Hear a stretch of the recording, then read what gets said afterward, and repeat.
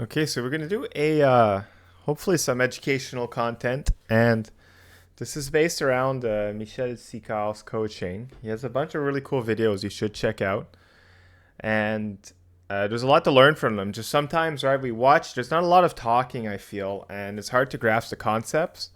And I feel I've taken a lot of lessons from this guy, and well, I generally really like the French style, so hopefully I can break it down. And this one specifically is centered around Grumier's attack on prep. And if you want, I have an interview with Grumier as well. And this bout specifically here too with Garozzo and Grumier, I reviewed way back in the day, so feel free to go check that out. But for now, let's focus on how we can watch this lesson and actually improve from it. So let's start off, right? Video starts, and it's a relatively lackluster attack, but it happens on the opponent's step forward. And that's the important part here. So let's breeze through this and then break it down.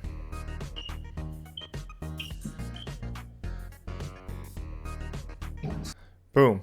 So what's important here? The coach is doing a big step. The student attacks on the step forward. Okay, on the step forward. That's the really important part. So there's a really big prerequisite here is knowing what your lunge distance is. You have to be able to know, right? So for me, I gauged it as if I'm just at about tip to tip and my opponent steps forward, I will be able to hit. So, I mean, maybe coincidence it's with Grumier. And then if we look just before, it makes it though that if you somehow attack from a little too far, you're actually still very safe, assuming your opponent backs up. And then there are things here that are super important that we're going to get into later on.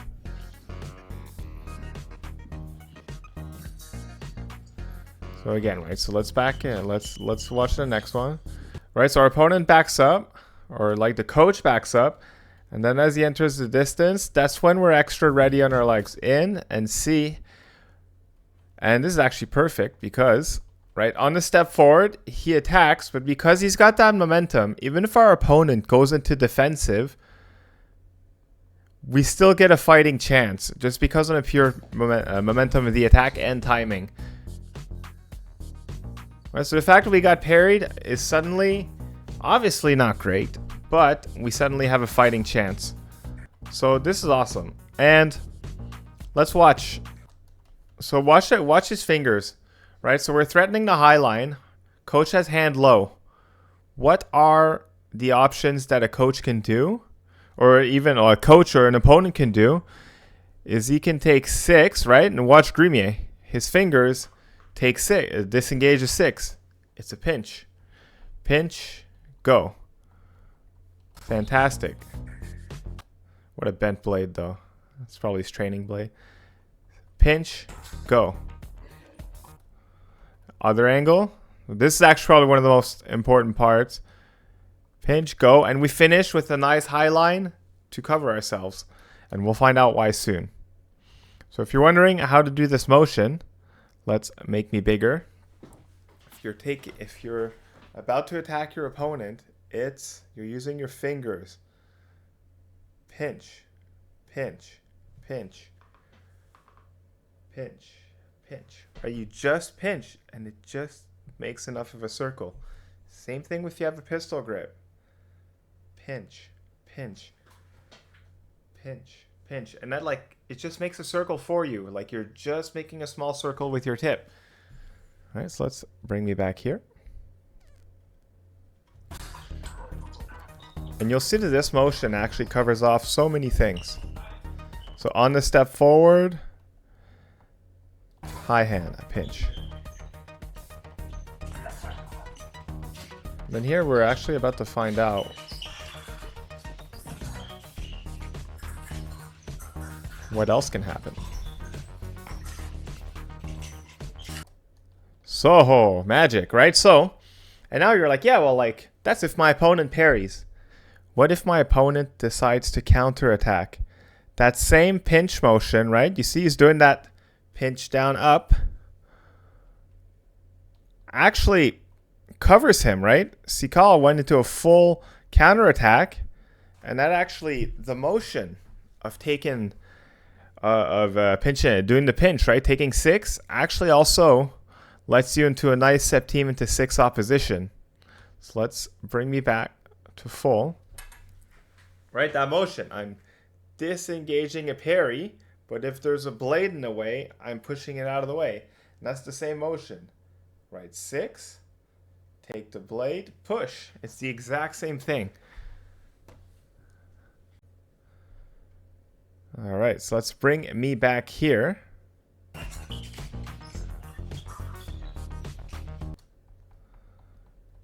And now the same thing, right? It's on the step forward. Oh, my opponent parried. What happens? I still have a fighting chance because I went into a forward motion.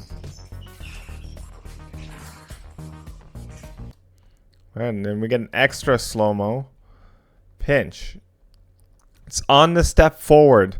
So what's really important to take note is that when you do the action is a lot more important than which action you pick. And see, same thing again. This is actually a perfect slow-mo.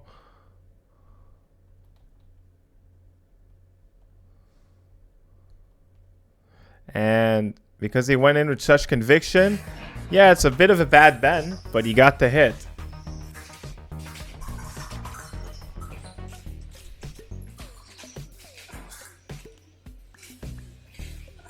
So this is also, so this one was actually like the biggest mind blast. If your opponent's blade just stays there and you do the motion well, and you're focused on going forward, you will actually, like, borderline accidentally beat their blade, which is exactly what happens here. Pinch, right? You try to go, right? He's trying to go around the blade or take it, but he can't. That, like, there's too much friction from the blade, and it keeps going forward. So let's bring me back, right? As he's pinching, right? He's trying to grab the blade or trying to go around the blade. He's going down, and then you realize there's friction, and then naturally your hand just keeps going forward, right? So option 1, I'm going in, I disengage. Option 2, I'm going in, there's a blade. Oh, I go in, I accidentally took the blade. Third one, I'm going in, literally nothing happened. My opponent's just flabbergasted. It turns into a beat attack. And if you're thinking that's really hard to master, that's because it is. And same thing with pistol grip. I'm going in, right? If there's nothing, if the opponent parries, disengage. If there is a blade right in my face, I end up taking it. If there's absolutely nothing, you can do an accidental beat. And if there's less than nothing, then you're just hitting them.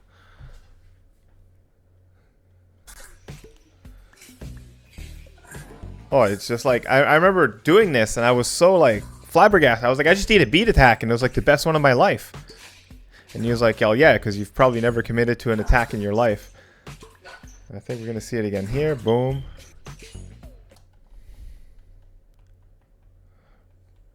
You see how little, like, he's just trying, beat. Oh, all right, cool. And I guarantee you he had the preset disposition was that he was going to do a tight disengage.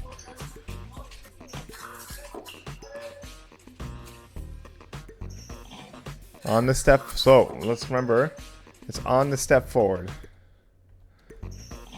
Right? Oh, I get parried. That's all right. I can fight my way through.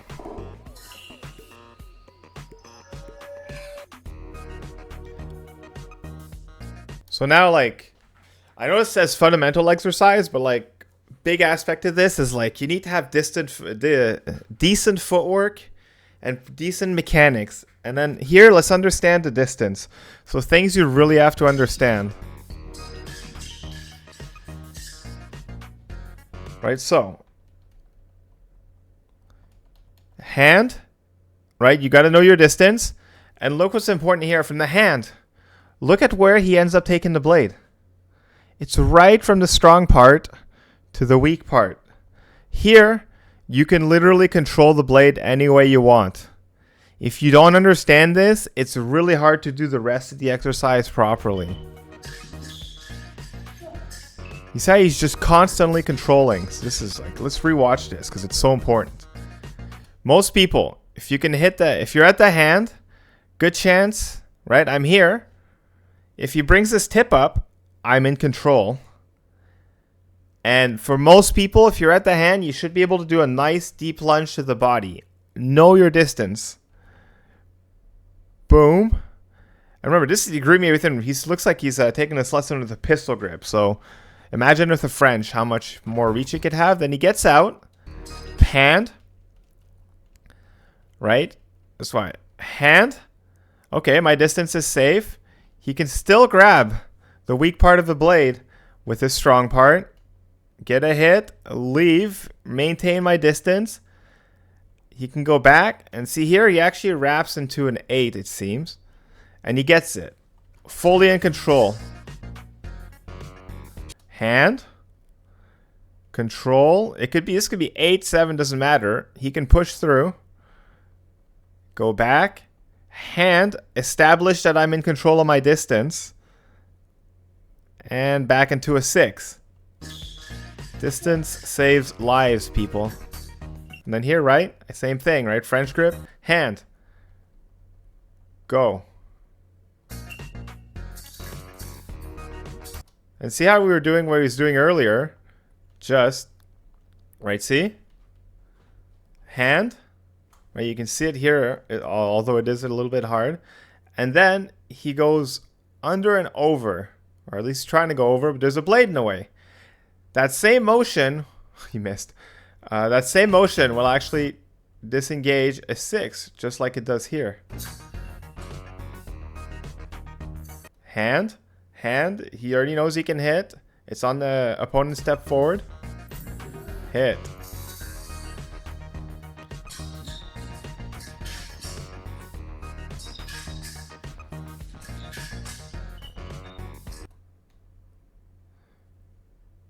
Hand, body, right? Like, as long as you're able to control where you are at the hand, it's a really good gauge for your own distance.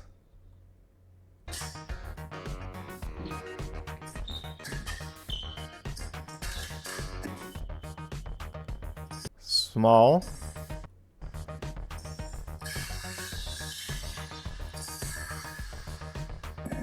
Right, so a lot of the things, right, while these, like, fundamental exercise, yes, that's assuming that you have decent footwork, but what the fundamental here is that you're able to control your distance really, really, really well.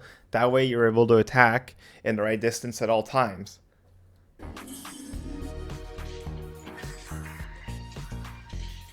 Right, so let's watch the slow-mo. Right, coach, big step forward. What, Grumier, boom, disengage the 6, go in. And then, if you want to watch this bout specifically, I did an interview with Grumier live. You can go watch this bout here. On his step forward, boom.